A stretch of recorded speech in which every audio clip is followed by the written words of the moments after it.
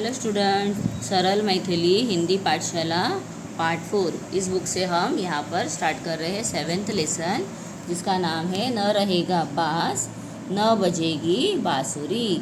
अभी एक टाइप का ये ना प्रोवर्ब है, लेकिन इसको यहाँ पर ऐसे क्यों कहा गया है ये हमको लेसन रीड करने के बाद पता चलेगा।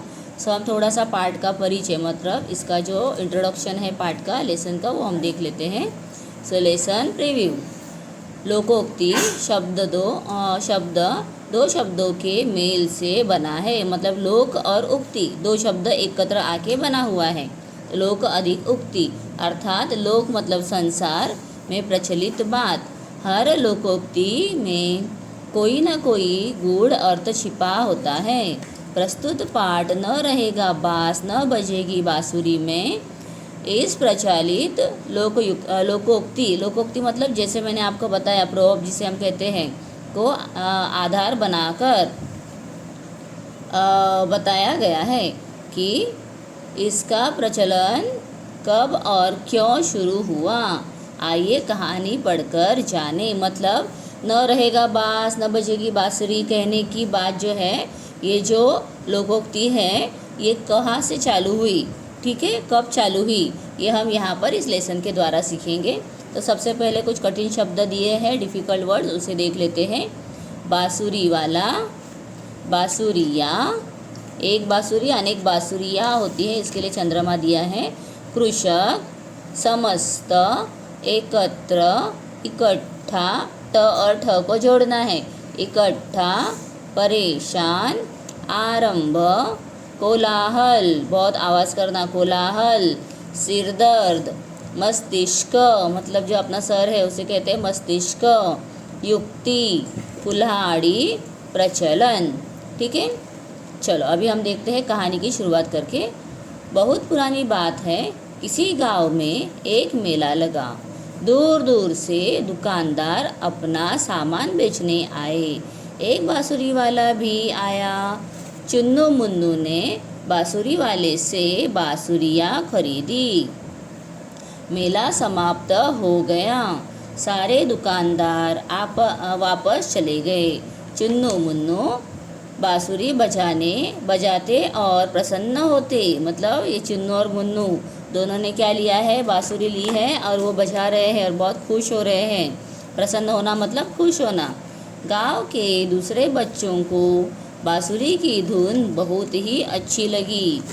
वे भी बांसुरी खरीदना चाहते थे, लेकिन तब तक मेला समाप्त हो चुका था। तो अभी बांसुरी लेने के लिए तो मेले में जाकर लेना पड़ता था, लेकिन मेला तो ख़त्म हो गया है, इसीलिए अभी आगे क्या हुआ है। बच्चों ने मन ही मन विचार किया, अगर कहीं से थोड़ा सा बांस मिल जाए तो वे भी प्रयत्न करके बांसुरी बना सकते हैं। मतलब उन्होंने क्या सोचा कि अगर बांस मिल जाए तो बांस की लकड़ी रहती है और उससे बांसुरी बनती है। ये ना एक टाइप का ट्री होता है, झाड़ होता है जिसका ये स्टेम है, शुगर केन के जैसा उसका ये स्टेम होता है। ठीक है, तो वो सोच रहे हैं बच्चे, अगर हमको बांसुरी बनानी है तो कहीं से थोड़ा सा बांस मिल जाए, मतलब वो लकड़ी मिल जाए। वे पूरे गांव में बांस ढूंढने में लग गए। उसी गांव में एक कृषक रहता था। कृषक मतलब कौन है, जो खेती करता है, जिसे हम किसान भी कहते हैं। नाम था दीनू। तो कृषक का नाम क्या है, दीनू। वह बहुत ही सीधा साधा था। उसने घर के पीछे बांस का एक वृक्ष लगा रखा था। एक बच्चे को यह मालूम पड़ गया। अभी उसने अपने घर के पीछे क्या किया था, बांस का झाड़ लगाया हुआ था। वृक्ष मतलब झाड़, पेड़। और एक बच्चे को यह पता चल गया है। उसने दीनू से बांसुरी के लिए थोड़ा सा बांस मांगा। दीनू ने सहर्ष दे दिया। सहर्ष मतलब बिना गुस्सा किए निकाल के दे दिया। फिर दूसरे को पता चला, दीनू ने उसे भी थोड़ा सा बांस दे दिया। कुछ ही देर में समस्त गांव में यह बात आग की तरह फैल गई। आग की तरह फैल गई मतलब एकदम फटाफट सबको पता चल गई बात। जैसे आग लगते ही सब जगह पे आग फैल जाती है, वैसे ही ये बात भी सब लोगों को पता चल गई है। सभी बच्चे दीनू के बांस के पास एकत्र हो गए। अभी सबको पता चला है कि दीनू के पास क्या है, बांस का झाड़ है, तो सब वहाँ पर पहुँच गए हैं। सारे गांव के बच्चों को इकट्ठा देख दीनू घबरा गया और मन ही मन सोचने लगा, इस तरह तो बांस का पूरा वृक्ष ही साफ हो जाएगा मतलब कट जाएगा, ख़त्म हो जाएगा। उसने अन्य बच्चों को बांस देने से मना कर दिया। देखो, पहले तो उसने फटाफट दे दिया ना सब खुशी से, लेकिन अभी वो थोड़ा सा मना कर रहा है, क्योंकि पूरा ही निकाल के दे देगा तो फिर कैसे चलेगा। इस बात से नाराज़ होकर बच्चों ने दीनू को परेशान करना आरंभ कर दिया। वे दीनू के घर के पास एकत्र होकर ज़ोर ज़ोर से कोलाहल करते मतलब आवाज़ करते, मस्ती करते। रात्रि में उसे विश्राम न करने देते, रात को भी उसे आराम करने नहीं दे रहे हैं। मित्रों से बांसुरी मांगकर पी कर बजाते। तो अभी बांसुरी मांगकर क्या करते, बजाते थे। तो कैसी आवाज़ निकालते हैं, पी पी, ऐसे बांसुरी की आवाज़ है ये। दीनू बहुत ही परेशान हो गया। उसने उन शरारती बच्चों के माता पिता से शिकायत की।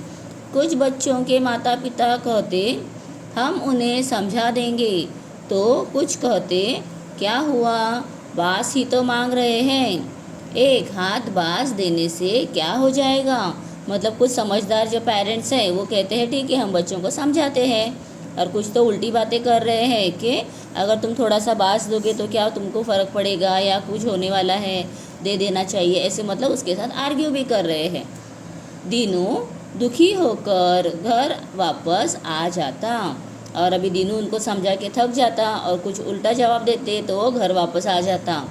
उसकी समझ में नहीं आ रहा था कैसे उन शरारती बच्चों से मुक्ति पाए, मतलब पीछा छुड़ाए। बांस का पेड़ उसके सिर दर्द बन चुका था। अभी उसके पास बांस का पेड़ बेचारे ने लगाया है, लेकिन देखिए अभी तो वो सर दर्द बन गया है, क्योंकि उसके वजह से उसको बहुत सारी परेशानियां हो रही है। रात भर दीनू सो नहीं पाया, पूरी रात वह सोचता रहा। सुबह होने ही वाली थी कि अचानक उसके मस्तिष्क में एक युक्ति आई, मतलब उसके दिमाग में एक आइडिया आई, युक्ति। तो क्यों न इस वृक्ष को ही काट कर फेंक दूँ। और वो सोचता है जिस वृक्ष के लिए मुझे इतनी परेशानियां हो रही हैं तो उसे ही क्यों ना मैं निकाल दूँ। बस फिर क्या था, दीनू उठा, कुल्हाड़ी उठाई और वृक्ष को जड़ से काट कर फेंक दिया। प्रातःकाल मतलब सुबह सुबह एकदम लोगों ने पेड़ कटा देखा तो कहा, दीनू यह तो तुमने बहुत ही अच्छा कार्य किया। अब न रहेगा बांस, न बजेगी बांसुरी। मतलब बांस ही नहीं होगा तो बच्चे बांसुरी कैसे बनाएंगे, तो बांसुरी भी नहीं बजेगी। तभी से किसी परेशानी की बात को जड़ से समाप्त करने के लिए इस उक्ति का प्रचलन हुआ। तब से कभी कभी होता है ना ऐसे, ये बहुत बच्चे मस्ती करते हैं घर पे, तो मम्मी जो चीज़ रहती है उठा के सीधा कबाड़ में लॉक कर देती हैं। तो जैसे कि ना रहेगा बांस, ना बजेगी बांसुरी, ऐसी ही तरह से ये उक्ति की जाती है। तो इसे क्या कहते हैं, ऐसे सेंटेंसेस को कहते हैं उक्ति। ठीक है, समझ में आया आपको। और यहाँ पर लेसन किसने लिखा हुआ है, तो इसके लेखक है हरिकृष्ण देवसरे। ठीक है, चलो तो यहाँ पर ये कहानी को ना समरी को इंग्लिश में दिया गया है, तो आप इसे खुद रीड करो। और नेक्स्ट वीडियो हम देखेंगे जिसमें हम इसके सारे क्वेश्चन आंसर शब्दार्थ भी देख लेंगे। ओके स्टूडेंट्स, चलिए till then bye bye, take care.